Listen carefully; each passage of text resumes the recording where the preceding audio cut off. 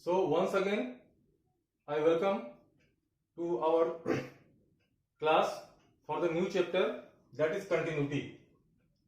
Students, we have learnt in class 11th about the basic concepts of continuity and differentiability, that is limit and derivative we have already learned, and this is the first part of the calculus. So here we are starting with the continuity. Now the question arises, what is continuity? Let us consider a function, a real valued function. Suppose it is fx equal to x square plus 1. Okay. Now obviously it is a polynomial function, and if you are asked to plot the graph of this function, then what happens? For different values of x, we get the different values of fx. And if you plot the graph, then you can plot it conveniently without raising your pen or pencil. So a real valued function is a continuous function if we can plot its graph by raising pen or pencil. Now suppose you are given to check the continuity of a function, then every time we have to plot the graph to check its continuity? No, it is not a convenient method. So in order to check the continuity of a given function, what we have to do? We use the concept of limit. So a real valued function fx is continuous if its left hand limit is equal to right hand limit equal to fa, where LHL is limit x tends to a fx a minus, RHL is limit x tends to a plus fx, and fa is value of fx at a.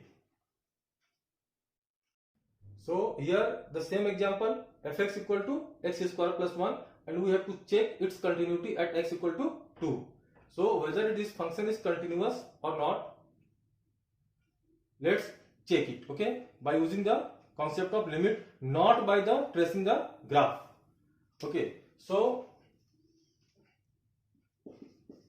LHL limit x tends to 2 minus x square plus 1, limit h tends to 0, 2 minus h square plus 1 equal to 4 plus h square minus 4h plus 1 equal to 4 plus 1, 5. So LHL is equal to 5. Now RHL limit x tends to 2 plus x square plus 1, limit h tends to 0, 2 plus h whole square plus 1 is equals to also 5, and f2 equal to 4 plus 1 equal to 5. Since LHL equal to RHL equal to f2, therefore function is continuous at x equal to 2. So now it is obvious, that is, whenever you have to check the continuity of a function, then first find out its LHL at that point, the RHL at the same point, and the value of function at the same point. And if all these three coincide, then we can say that the function is continuous. So this is the algorithm. So by using this algorithm, you can check the continuity of a given function, whether it is a polynomial function or a trigonometric function or whatever. Now I am going to show an example that the function which is not continuous, and how will we check it. So all of you are already familiar with the greatest integer function, which you have learnt in class 11th. Okay, so now let's check the continuity of greatest integer function at a given point. So here I have taken gx equal to x, gif x at x equal to 1. Okay, so according to the definition of GIF, that is greatest integer function, what is the value of the function at 1? That is G1 equal to 1, and it is 1. Now let's see what happened with LHL. Limit x tends to 1 minus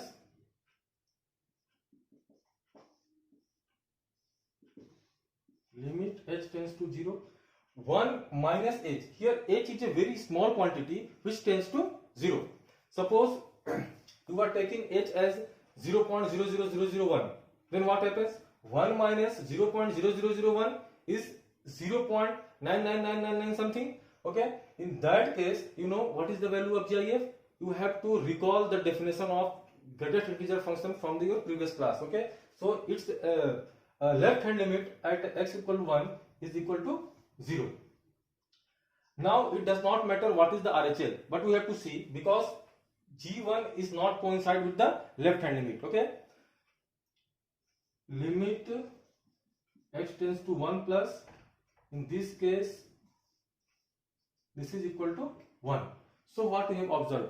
We have seen that all these three values, that is G1 and LHL at 1 and RHL at 1 do not coincide. Hence the greatest integer function is a discontinuous function, or that is it is not continuous at x equal to 1. Okay.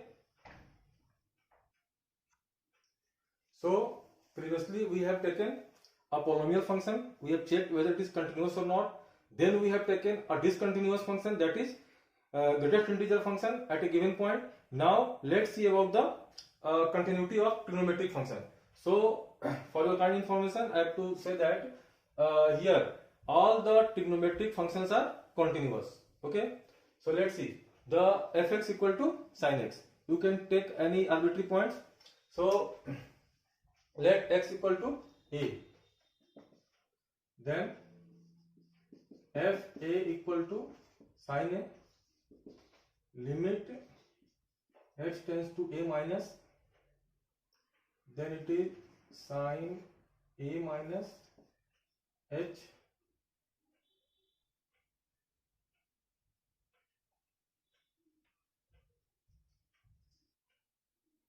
so here we have to discuss the continuity of trigonometric function. I have taken sine function. Okay, so here fx equal to sin x and x equal to a is any arbitrary point in the domain of set of real number, because it is a real world function.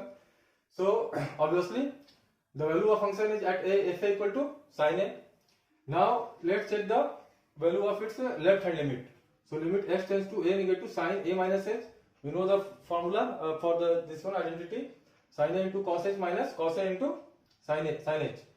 At the h equal to 0, sin a cos 0 minus cos a into sin 0, and cos 0 equal to 1, so it is sin a sin 0 0. So what we get, the left hand limit is equal to sin a. Similarly we can find the right hand limit at x equal to a, it is also equal to sin a. So obviously the value of the function at a is equal to the left hand limit and equal to the right hand limit, and since all these three values coincide, therefore the sine function is continuous. Similarly you can discuss or check the continuity for the cosine function, the tangent function, etc., and all of them are continuous. Now after discussing the continuity of different type of function, here is the algebra of the continuous function.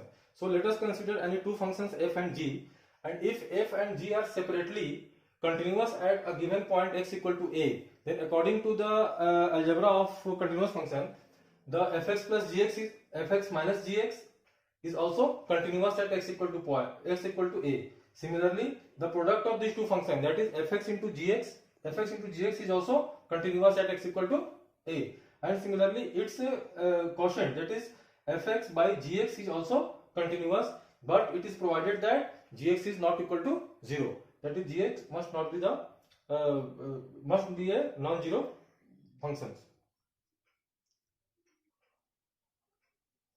So dear students, on the basis of the discussions, the today's tutorials and the concepts, you can solve the problems given in exercise 5.1, as well as you have to see the solution of exercise problems. Okay, and in next video I will discuss some of the problems from exercise 5.1 and one left out theorem also. Okay, thank you.